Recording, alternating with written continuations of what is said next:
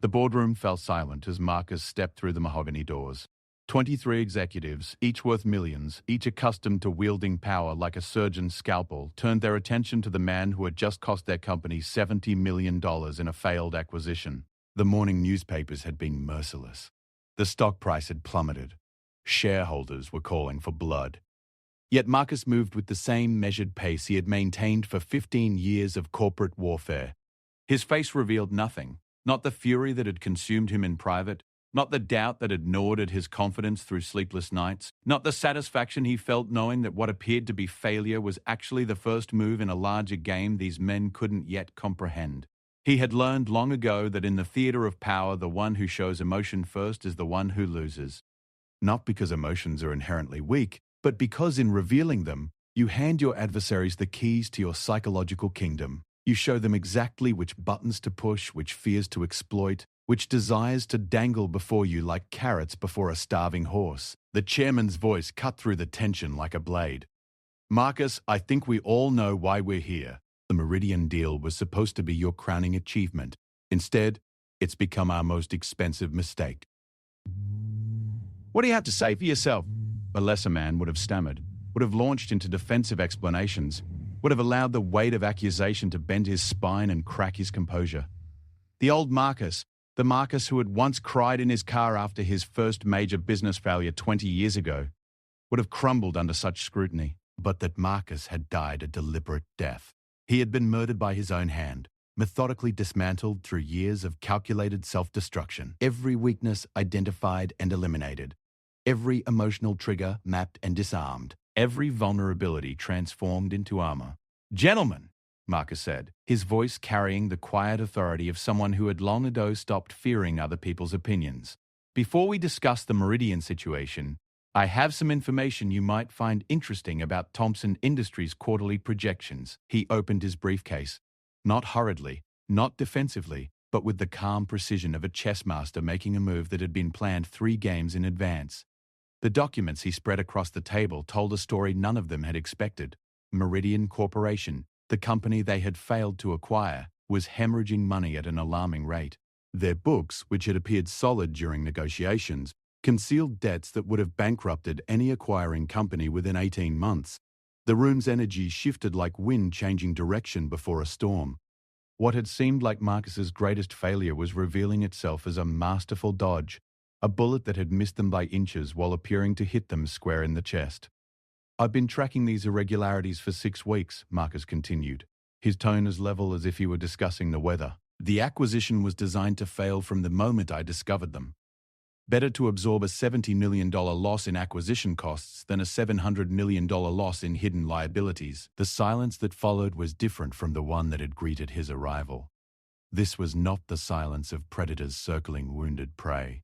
This was the silence of recognition, the acknowledgement that they were in the presence of someone who played the game at a level they were only beginning to understand. But even as triumph validated his strategy, Marcus felt nothing. Not satisfaction, not vindication, not the sweet taste of revenge. He had long ago learned to kill these emotions before they could betray him. The same neural pathways that might have flooded him with pride could just as easily flood him with rage, fear, or desperation in different circumstances. Better to sever them entirely than to risk losing control at a critical moment. This was the first law of psychological power. Emotion is information leaked to your enemies. Every micro-expression, every slight tension in your voice, every telltale gesture broadcasts your internal state to anyone skilled enough to read the signals. In a world where information is the ultimate currency, emotional transparency is the equivalent of leaving your bank vault open with a sign that reads, "Help yourself." The executives around the table were learning this lesson in real time, watching their carefully constructed narratives crumble as Marcus revealed layer after layer of strategic thinking they had never suspected existed. Their shock was visible, eyebrows raised, mouths slightly open, the involuntary forward lean of bodies seeking to process unexpected information. Each reaction gave Marcus more data about their psychological profiles, more ammunition for future encounters. This was how the strong survived in a world designed to reward cunning over compassion, by becoming unreadable, unpredictable, and ultimately, unbreakable. They learned to view their own emotions not as sacred expressions of their humanity, but as potential vulnerabilities to be systematically eliminated. The process was neither quick nor painless. It required the kind of brutal self-honesty that most people spent their entire lives avoiding. It meant acknowledging that the person you had been, with all your hopes, fears, and dreams, was fundamentally incompatible with the person you needed to become. It meant performing surgery on your own soul, cutting away everything that made you human in order to forge something harder, colder, and infinitely more effective. Marcus had begun this transformation after his first major defeat in the corporate world. He had been 32, ambitious and naive enough to believe that talent and hard work would be sufficient to secure his advancement, when a colleague had systematically undermined his project by exploiting his emotional attachment to it, triggering his anger with calculated provocations, then using that anger to paint him as unstable. Marcus had learned a lesson worth more than any MBA. In the arena of power, your emotions are weapons that others will use against you with surgical precision. The revelation had been devastating and liberating in equal measure. Devastating because it meant that everything he thought he knew about success was wrong. Liberating because it provided a clear path forward. If emotions were the problem, then the elimination of emotions was the solution. He had started small, with minor irritations and everyday frustrations. When traffic jams triggered his impatience, he would sit in his car and practice emotional neutrality until his heart rate returned to baseline. When colleagues made jokes at his expense, he would respond with the same measured tone he used for business discussions, neither defensive nor aggressive. When his wife criticized him for working late again, he would listen with the detached attention he might give to a weather report, acknowledging the information without allowing it to generate emotional turbulence. The process had been lonely. Emotions, Marcus discovered, were the primary mechanism through which humans connected with one another. By severing his emotional responses, he was also severing his ability to form deep relationships. His marriage had ended not in explosive arguments, but in quiet erosion. His wife gradually realizing that she was living with someone who had systematically removed the parts of himself that were capable of loving her. But loneliness, Marcus had learned, was just another emotion to be conquered. Like all emotions, it could be analyzed, understood, and ultimately transcended. Loneliness was simply the mind's protest against social isolation, an evolutionary remnant from times when exile from the tribe meant death. In the modern world, where survival depended on strategic thinking rather than tribal cooperation, loneliness was not a signal to be heeded, but a weakness to be overcome. The process had taken years to complete. Each emotional response had to be identified, isolated, and systematically dismantled. Fear had been particularly stubborn, emerging in new forms even after Marcus thought he had conquered it. Physical fear had been relatively easy to address through martial arts training and calculated exposure to dangerous situations. Financial fear had been neutralized through careful planning and multiple backup strategies. But existential fear, the deep terror that perhaps he was transforming himself into something monstrous, had required the most delicate surgery. He had resolved this final fear through a simple realization: monstrosity was a judgment made by those too weak to do what was necessary. Lions were not monstrous for hunting gazelles. Surgeons were not monstrous for cutting into healthy flesh to remove cancer. And warriors in the corporate battlefield were not monstrous for removing their emotional vulnerabilities in order to achieve victory. The transformation had accelerated once Marcus realized that other people's emotional reactions could become his strategic advantages. While his colleagues were driven by ego, fear, and desire, he could remain perfectly rational, making decisions based on logical analysis rather than emotional impulse. When negotiations grew heated, he remained calm. When others panicked during market downturns, he saw opportunities. When rivals attempted to provoke him into mistakes, he responded with the patience of a spider waiting in its web. This emotional neutrality had not gone unnoticed. Colleagues began describing him as unflappable, calculating, and ice-cold under pressure. These descriptions were intended as compliments in the business world. But Marcus understood that they also contained an element of unease. People were fundamentally disturbed by those who seemed immune to the emotional forces that governed their own lives. It was the same unease primitive humans might have felt when encountering something that looked human but moved with the precision of a machine. But unease, Marcus had discovered, was just another tool.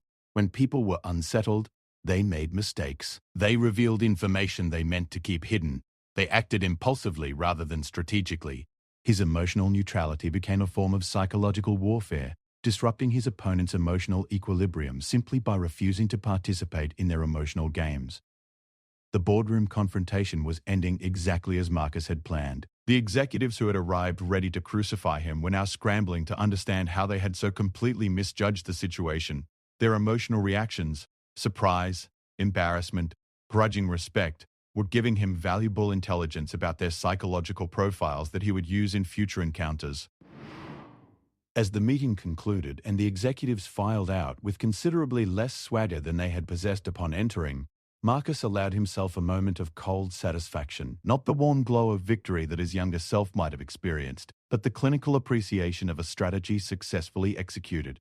This was what it meant to destroy the weak self, to systematically eliminate every aspect of your personality that could be exploited by others. It meant becoming something harder than diamond, more patient than stone, more calculating than any machine. It meant accepting that the price of invulnerability was humanity itself. But for those who were willing to pay that price, the rewards were immense. In a world where everyone else was ruled by their emotions, the person who had transcended emotion became a god among mortals. They could see clearly while others were blinded by feeling. They could act decisively while others were paralyzed by doubt. They could endure any assault because they had already destroyed everything within themselves that could be damaged. The weak Marcus, the one who had once cried in his car, who had once allowed love to cloud his judgment, who had once believed that showing emotion was a sign of strength rather than weakness, had died exactly as planned. In his place stood something far more formidable, a man who could never be broken because he had already broken himself in all the places where others might try to hurt him. As Marcus walked back to his office, his reflection in the building's glass walls showed a face that revealed nothing. Behind that mask, there were no feelings to betray him, no weaknesses to exploit, no emotions to use against him. He had become psychologically impenetrable, and in doing so, had achieved a form of power that those who remained slaves to their feelings could never comprehend. The first part of his transformation was complete. He had learned to show no emotion because he had learned to feel no emotion. The weak self had been destroyed so thoroughly that not even its memory remained to haunt him. But this was only the beginning of his journey toward absolute psychological dominance. Part 2. The Alchemy of Invincibility. 5 years had passed since Marcus had eliminated the last vestiges of his emotional vulnerability, and the corporate landscape around him had transformed accordingly. He had been promoted 3 times, had orchestrated mergers worth billions, and had developed a reputation as the most ruthlessly effective executive in the industry. But what others saw as success, Marcus understood as merely the natural consequence of psychological superiority. The weak had a tendency to mistake the absence of emotion for the absence of strategy. They assumed that because he didn't react emotionally to setbacks, he didn't experience them as setbacks at all. This misconception had become one of his greatest advantages. While his competitors exhausted themselves in emotional responses to every market fluctuation, every competitor's move, every media criticism, Marcus conserved his energy for actions that mattered. The morning sun cast long shadows across his corner office as he reviewed the files spread across his desk. 3 different companies were attempting to undermine his latest venture, a pharmaceutical acquisition that would position his corporation at the forefront of personalized medicine. Each company had chosen a different strategy, and each strategy revealed fundamental misunderstandings about the nature of power. Hartwell Pharmaceuticals had chosen the direct approach, attempting to outbid him through superior financial offers. Their CEO, Jonathan Hartwell, was a man driven by the need to win at any cost, a need that Marcus recognized as deeply emotional. Hartwell's pride was invested in this acquisition, which meant his judgment would be clouded by ego. Marcus had already prepared 3 separate strategies to exploit this weakness, each one designed to trigger Hartwell's competitive instincts, while leading him into financial overextension. Meridian Biotech had chosen the subtler path of political maneuvering, attempting to convince regulatory agencies that Marcus's acquisition would create dangerous monopolistic conditions. Their approach revealed a fundamental faith in systems and authorities, a faith that Marcus knew was naive. Regulatory agencies were composed of individuals, and individuals had psychological pressure points that could be identified and influenced. While Meridian Biotech was filing paperwork and making formal complaints, Marcus was already cultivating relationships with the decision-makers who would determine the acquisition's fate. The third company, NextGen Health, had chosen what they apparently believed was the most sophisticated approach, a coordinated campaign designed to trigger emotional responses that would cause Marcus to make strategic errors. They had hired investigators to dig into his personal life, had planted stories in trade publications about his ruthless business practices, and were actively spreading rumors designed to damage his reputation among potential partners. This final strategy amused Marcus more than the others, primarily because it revealed such a profound misunderstanding of what they were dealing with. Next-Gen Health's executives were projecting their own psychological structures onto him, assuming that he would respond to reputation damage the way they would respond to it. They were attempting to trigger emotions, shame, anger, defensive pride, that he had eliminated years ago, but their efforts were not entirely wasted. While Marcus felt no emotional response to their attacks, he could analyze them as data about his opponent's psychology. The specific nature of their attacks revealed their own deepest fears. By examining what they thought would hurt him most, he could understand what would hurt them most in return. Marcus had learned that this was one of the most powerful advantages of emotional neutrality. It allowed him to use others' emotions against them with surgical precision. When someone attempted to manipulate him emotionally, their attempt became a psychological X-ray, revealing the exact structure of their own emotional vulnerabilities. Every insult showed him what they were most afraid of being called. Every threat revealed what they valued most highly. Every manipulation attempt became intelligence about how they expected others to behave. The intercom buzzed, interrupting his analysis. "Marcus, there's someone here to see you. She says it's about the pharmaceutical acquisition." "Send her in." The woman who entered his office carried herself with the controlled precision of someone accustomed to high-stakes negotiations. Dr. Sarah Chen, he realized, Next-Gen Health's chief science officer and reportedly the architect of their psychological warfare campaign against him. Her presence here was unexpected, which meant it was either a desperate move or a calculated gambit. Either possibility interested him. "Dr. Chen," Marcus said, his voice carrying no trace of surprise despite the unexpectedness of her visit. "I wasn't expecting a personal visit from Next-Gen Health. Please, have a seat." She remained standing, which Marcus noted as potentially significant. People who refused to sit during negotiations were usually trying to maintain psychological dominance through physical positioning, a strategy that revealed both insecurity about their actual position and a fundamental misunderstanding about the sources of real power. "I'll be direct, Mr. Marcus. My company has been trying to understand you for months. Your psychological profile doesn't fit any of our standard models." Marcus allowed himself the slightest suggestion of amusement. "And that troubles you? It should trouble you. Do you know what we've discovered about people who show no emotional responses to external stimuli? They're either psychopaths or they're so damaged that they've shut down completely. Either way, they're fundamentally unstable." The accusation was delivered with clinical precision, designed to provoke either defensive denial or aggressive retaliation. A normal person would have felt compelled to defend their sanity, their humanity, their essential goodness. The old Marcus might have done exactly that. But the current Marcus simply processed the information as another data point about his opponent's strategy. "Interesting theory," he said. "And you came here personally to share this psychological assessment with me because I wanted to see for myself whether you're actually as empty as you appear to be, or whether you're simply very good at hiding what you feel." Marcus studied her face with the detached interest of an entomologist examining a particularly fascinating specimen. Dr. Chen was attempting to provoke an emotional response through direct challenge, but she was also genuinely curious about his psychological composition. This curiosity was itself a weakness. It revealed that she found him psychologically unsettling, which meant she was already operating from a position of emotional disadvantage. "And what have you concluded?" Marcus asked. "That you're the most dangerous person I've ever met." The statement hung between them like a blade suspended by a thread. Chen was watching his face intently, searching for any micro-expression that might reveal his internal reaction. What she found was the same neutral attention he might have given to a quarterly financial report. "Dangerous how?" Marcus inquired, his tone carrying no more emotion than if you were asking about the weather. "Dangerous because you've turned yourself into something inhuman in order to avoid being vulnerable. You've destroyed your own capacity for connection, for empathy, for everything that makes life worth living. That level of self-mutilation requires a kind of desperation that most people can't imagine." Marcus recognized the strategy immediately. Dr. Chen was attempting to reframe his psychological transformation as pathology rather than strength, hoping to trigger doubt about the choices he had made.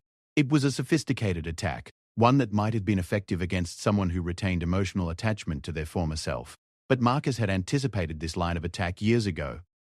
He had already examined every possible interpretation of his transformation, had considered every potential criticism, had inoculated himself against every form of doubt. Dr. Chen's words passed through his consciousness without finding any emotional target to attach themselves to. You seem to believe that emotional capacity is inherently valuable, Marcus observed, but emotions are simply evolutionary artifacts, chemical reactions designed to motivate behavior in environments that no longer exist. Fear was useful when humans faced physical predators. Love was useful when survival required tribal cooperation. Anger was useful when disputes were settled through physical combat. But in the modern world, these emotions are maladaptive. They cloud judgment, distort perception, and motivate counterproductive behavior. Dr. Chen's professional composure was beginning to crack. A slight tightening around her eyes, a barely perceptible tension in her shoulders. She was experiencing frustration at his lack of emotional engagement, which was exactly the response Marcus had expected. "You're describing psychopathy," she said. The complete absence of emotional response to others' suffering, the inability to form genuine connections, the treatment of other people as objects to be manipulated, these are diagnostic criteria, not evolutionary advantages.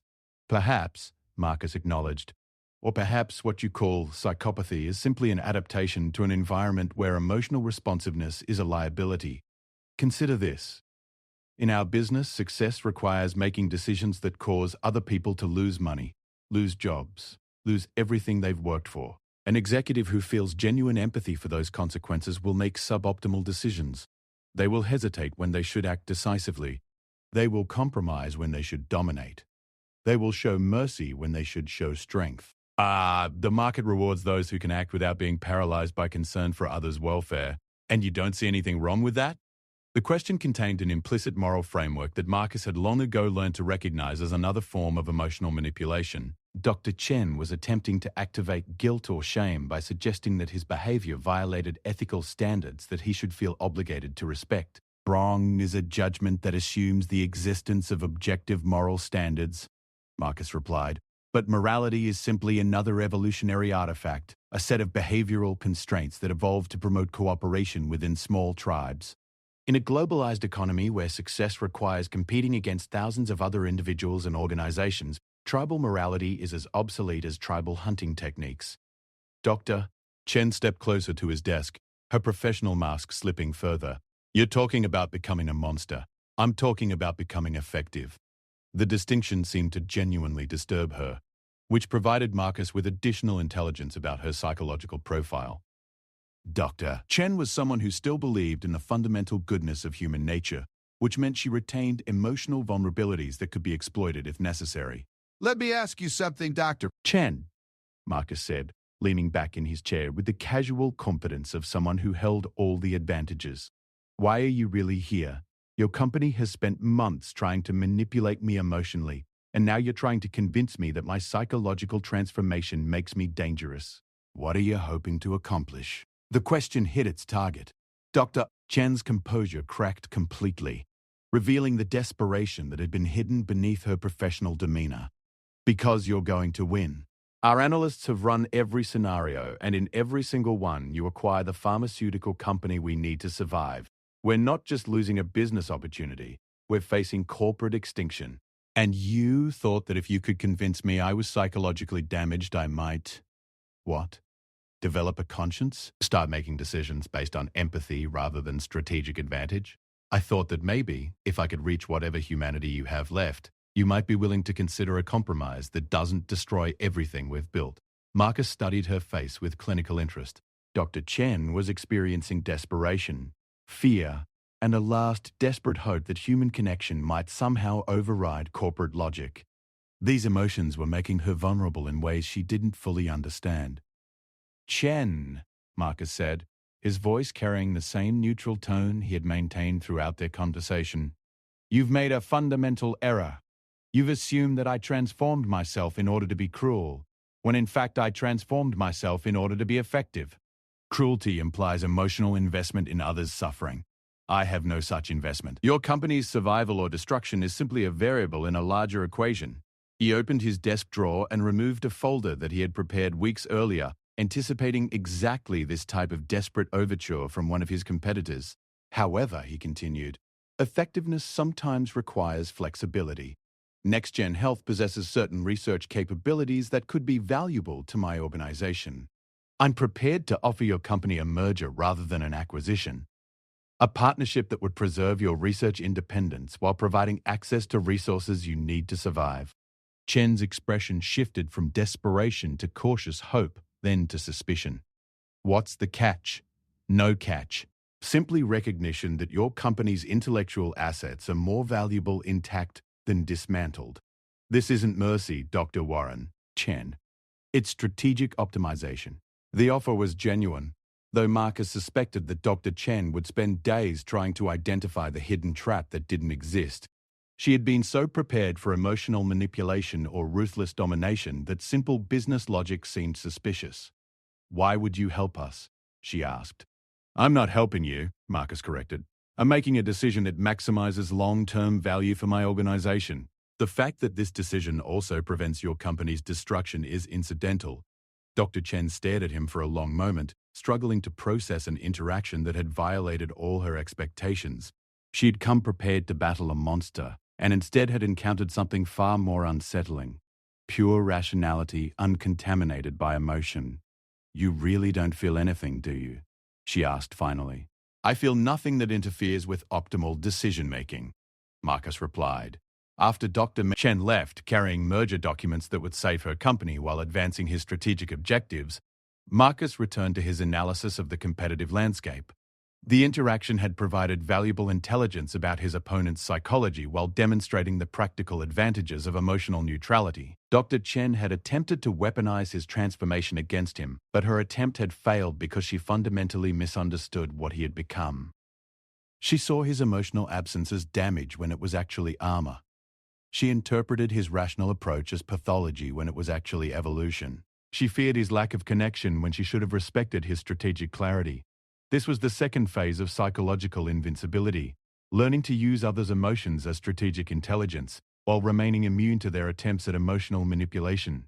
It required not just the absence of emotion, but the development of analytical frameworks for understanding and predicting emotional behavior in others.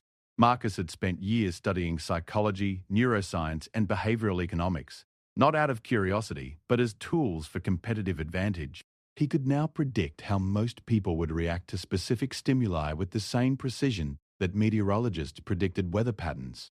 Fear would cause them to make conservative decisions. Greed would cause them to take excessive risks. Pride would cause them to ignore obvious warnings. Love would cause them to prioritize others' welfare over their own strategic interests. Each emotion was a lever that could be pushed or pulled to generate predictable responses. The challenge lay not in identifying these levers. Most people's emotional triggers were embarrassingly obvious, but in manipulating them with sufficient subtlety that the targets never realized they were being controlled. The pharmaceutical acquisition was proceeding exactly as Marcus had planned, but it was only one move in a much larger game. While his competitors exhausted themselves in emotional responses to his immediate actions, he was already positioning himself for opportunities that wouldn't emerge for months or years. This was the true power of emotional neutrality. It allowed him to think in terms of decades rather than quarters, to see patterns that were invisible to those trapped in the immediacy of emotional response. The weak Marcus had been destroyed so completely that even the memory of emotional vulnerability had faded into irrelevance. In his place stood something far more formidable, a strategic intelligence unencumbered by the psychological limitations that constrained ordinary humans. He had become what his former self could never have imagined, not just successful, but psychologically invincible. But even as Marcus savored this transformation, he understood that his evolution was far from complete. Emotional neutrality and strategic intelligence were merely the foundation upon which true psychological dominance would be built. The final phase of his transformation would require him to transcend not just emotion, but the very concept of vulnerability itself. Part 3. The Architecture of Absolute Dominance. The private jet cruised at 35,000 feet above the Atlantic, its cabin silent except for the barely audible hum of perfectly calibrated engines. Marcus sat in the leather chair that had been his mobile office for the past 8 years, reviewing files that chronicled the complete psychological transformation of not just himself, but everyone who had attempted to challenge him during his rise to power. Sarah Chen had become one of his most valuable executives after the merger.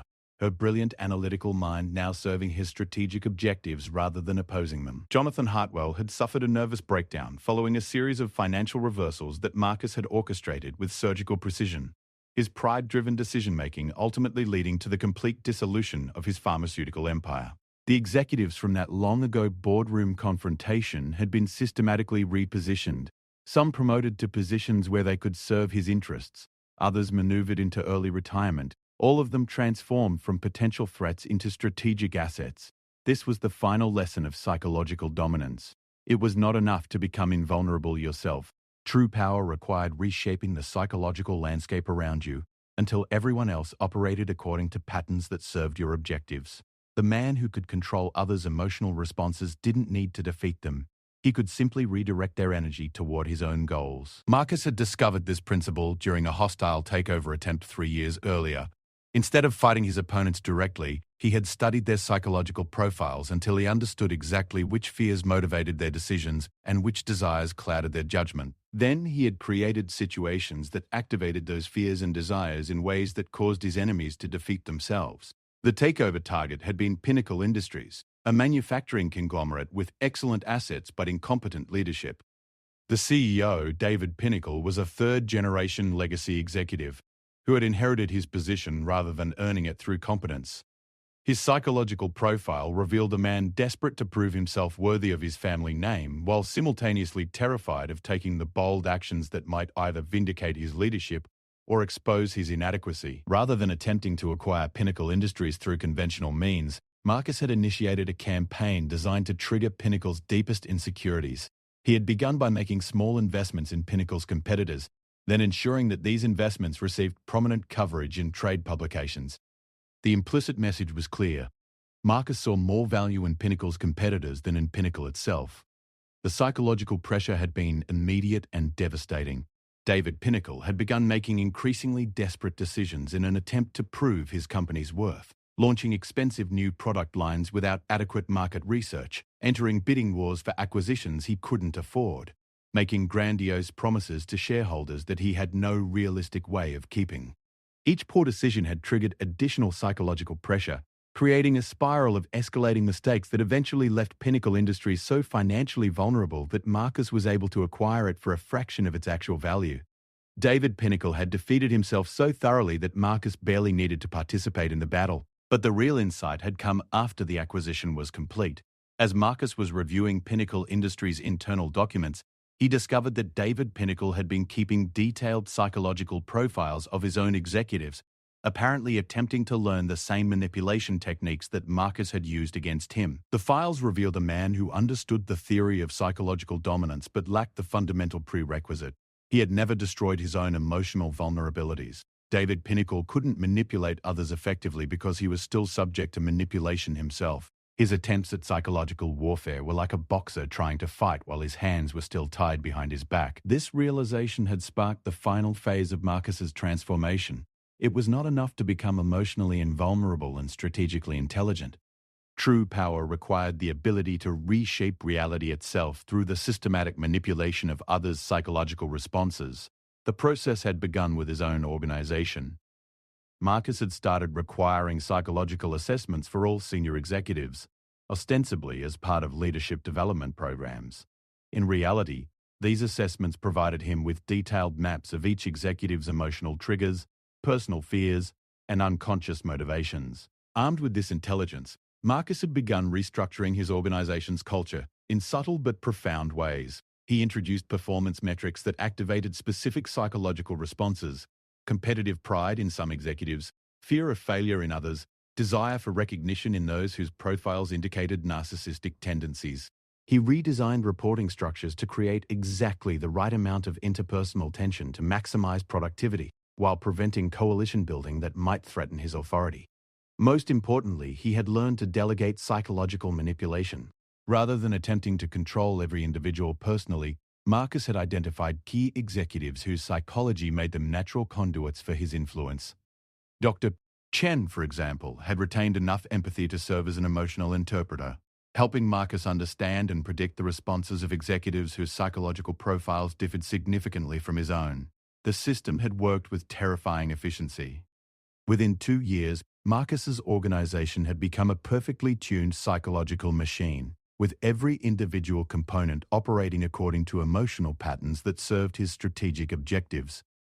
Productivity had increased by 47%. Employee turnover had dropped to nearly zero. Not because people loved working there, but because Marcus had created psychological incentive structures that made leaving feel more threatening than staying. The success had attracted attention from other corporations, consulting firms, and business schools. Marcus had been invited to speak at conferences about organizational psychology, though he carefully limited his presentations to surface-level insights. The true depth of his psychological manipulation remained hidden, revealed only in the results that spoke for themselves. But external recognition had never been Marcus's primary objective. What mattered was the gradual expansion of his psychological influence beyond his own organization. Every business relationship became an opportunity to study and ultimately influence another individual's emotional responses. Every negotiation became a laboratory for testing new manipulation techniques. Every interaction added another thread to the vast web of psychological control that he was weaving across the entire industry. The pharmaceutical acquisition that had brought Dr. Chen into his sphere of influence was just one example of this larger pattern. Marcus now had psychological profiles and influence strategies for hundreds of executives across dozens of companies. He could predict market movements with unusual accuracy, because he could predict the emotional responses that drove those movements. He could identify emerging opportunities months before his competitors because he understood the psychological factors that created those opportunities. This level of systematic psychological dominance had required Marcus to transcend not just emotion, but identity itself. The man who sat in the private jet reviewing psychological profiles was no longer recognizable as the person who had once cried in his car after a business failure. Every aspect of his personality had been deliberately crafted to serve strategic objectives rather than express authentic emotions or desires. He had become, in essence, a perfectly designed predator, operating in a world of psychologically vulnerable prey. But unlike natural predators who are constrained by instinct and biological limitations, Marcus was constrained only by his imagination and his willingness to exploit others' weaknesses. The intercom crackled to life, interrupting his review of the files. "Mr. Marcus, we'll be landing in Geneva in 20 minutes. Geneva was hosting the Global Economic Forum, where Marcus would be delivering the keynote address on leadership in the age of psychological intelligence. The irony of the title was not lost on him. He would be teaching other executives to recognize and defend against the same psychological manipulation techniques that he used to control them. But even this apparent contradiction served his larger objectives. By positioning himself as an expert on psychological manipulation, Marcus ensured that his targets would interpret his influence attempts as educational demonstrations rather than hostile actions. They would willingly submit to being studied, analyzed, and ultimately controlled because they believed they were learning from the experience. The conference agenda included presentations from some of the most powerful executives in the world, many of whom Marcus had been studying for years. David Chang, the CEO of Pacific Industries, whose fear of appearing intellectually inferior made him vulnerable to strategic misdirection. Elena Rodriguez, whose need for approval from authority figures could be exploited to secure favorable negotiations. Robert Williams, whose barely controlled anger could be triggered to cause him to make catastrophically poor decisions at critical moments. Each of these executives believed they were attending the conference to learn about leadership and psychological intelligence.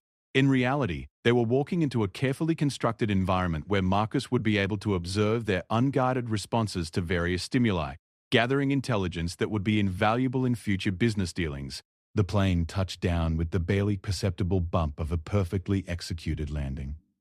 As Marcus gathered his files and prepared to disembark, he reflected on the complete transformation that had brought him to this moment.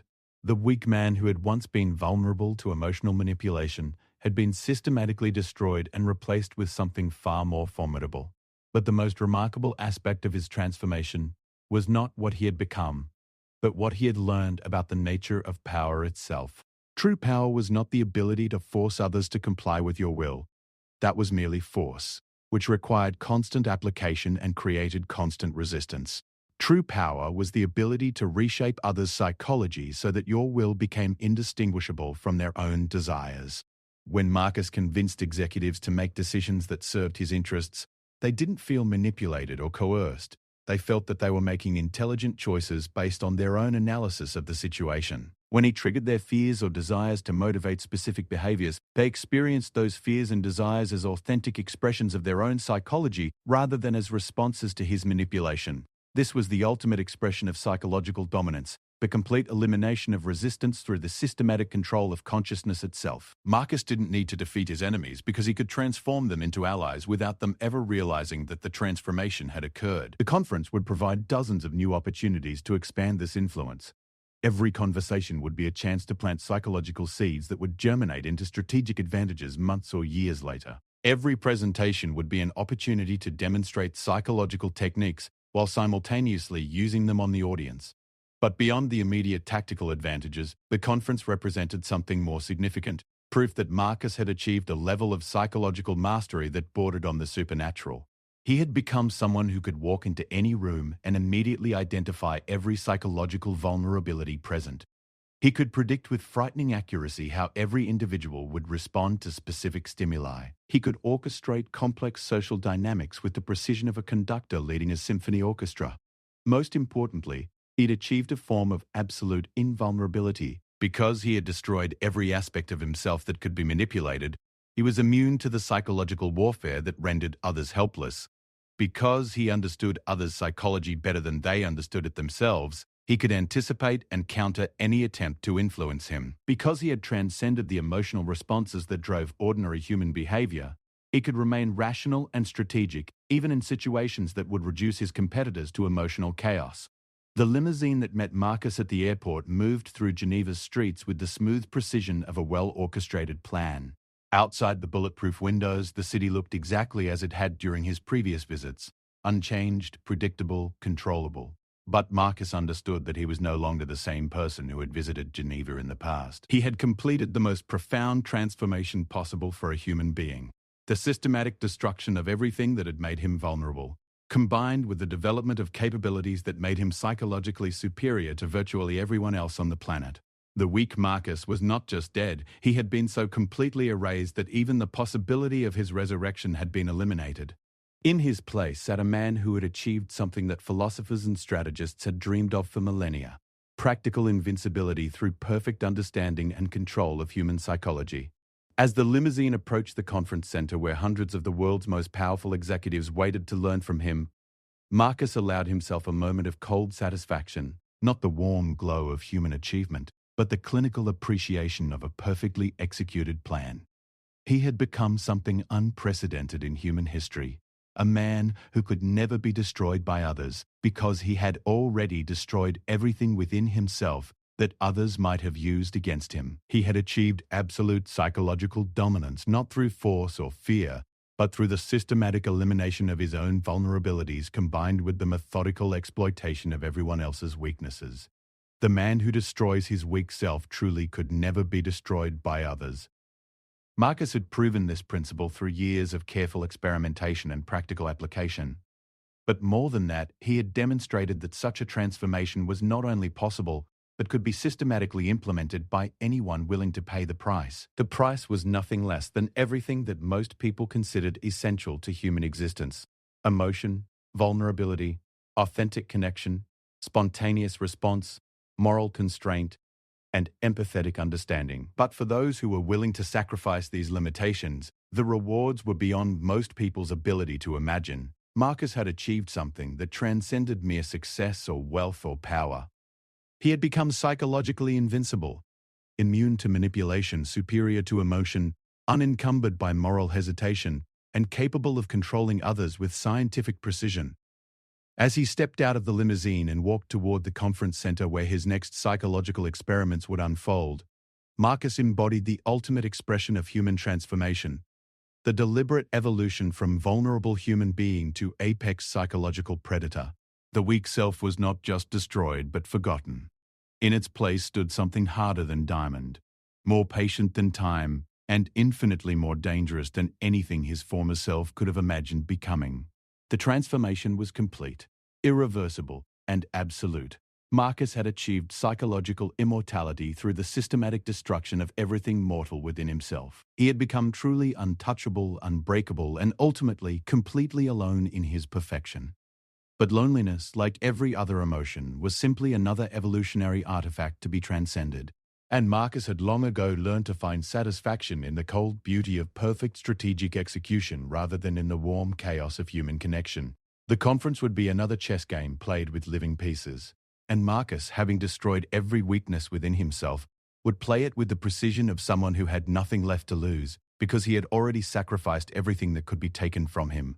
He was no longer human in any recognizable sense. He had become something far more formidable, a perfectly designed instrument of psychological dominance, operating in a world full of people who still retained all the vulnerabilities he had systematically eliminated.